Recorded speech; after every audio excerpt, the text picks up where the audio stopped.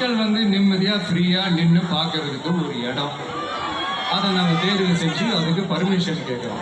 ஆனால் நீங்கள் என்ன பண்ணுறீங்க, அந்த இடத்தையெல்லாம் விட்டுட்டு நெருக்கடியோட, மக்கள் நெருக்கடியோட எங்கெல்லாம் நிற்பாங்களோ அந்த இடமா பார்த்து செலக்ட் பண்ணி தெரியுங்க. உங்க எண்ணம் தான் என்ன சார்?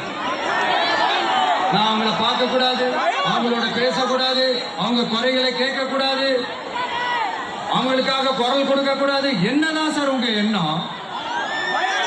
சரிங்க சார், ஒரு அரசியல் தலைவன் அப்படின்றதெல்லாம் மறந்துருங்க.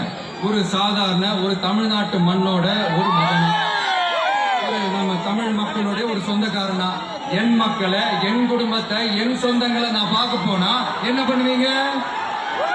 அப்பவும் தடை போடுவீங்களா? வேணாம் சார், இந்த